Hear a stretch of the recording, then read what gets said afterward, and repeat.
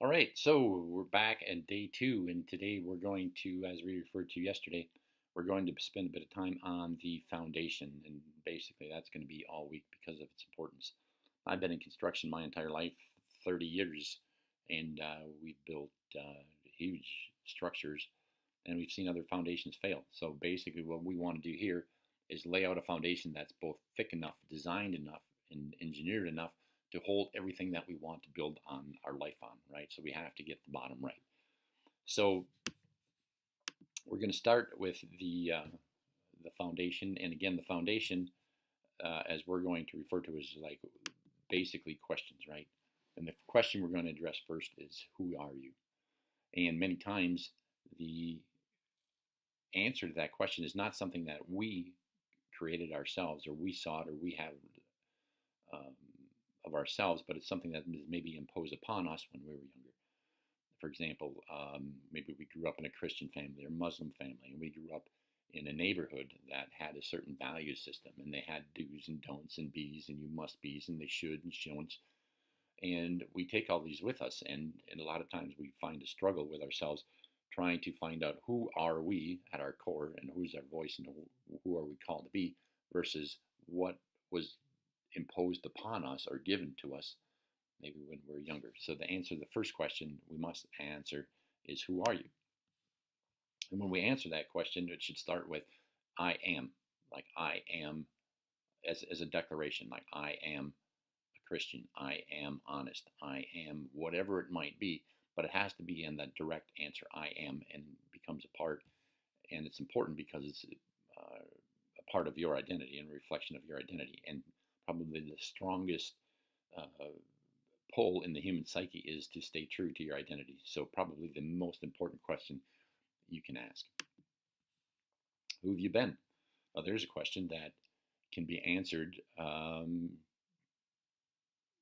probably requires a bit of honesty. Who have I been? Like, and again, this is based on your values, your structure, um, of things that have been maybe put on you, and things of who you are. Like, for example, myself, I can say, okay, I have been dishonest at times, and I have been a person who avoided conflict.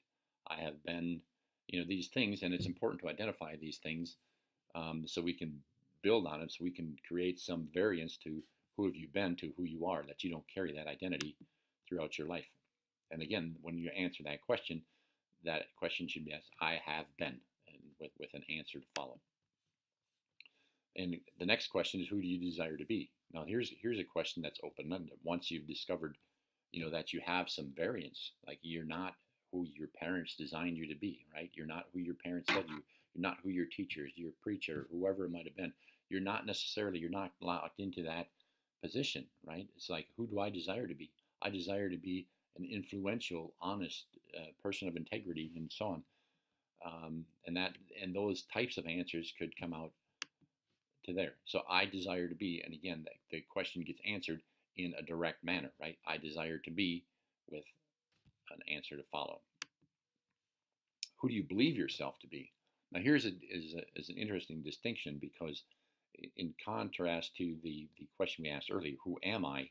It opens up the door that the possibility is maybe that isn't who you are, right? We leave it open to hear more from within ourselves, right? Who do you believe yourself to be? I believe, well, I can say my identity says maybe I'm a Christian, but who do you believe yourself to be? That may be, I believe myself to be more spiritual. I believe myself to be more in touch with the universe and God, rather than the religious version of that. And again, when you answer that question, it should be answered in the I believe I am, in a structured way that doesn't divert the directness of the answer. And again, the power is in the answer. Um, so the assignment. So uh, we're going to need to finish the assignment, and that's outlined. And in follow up, you will need to teach what you've learned today. If you can't teach it, you don't know it. If you don't know it, you can't live it. So important that we follow up with teaching. And that is the summary for day 2.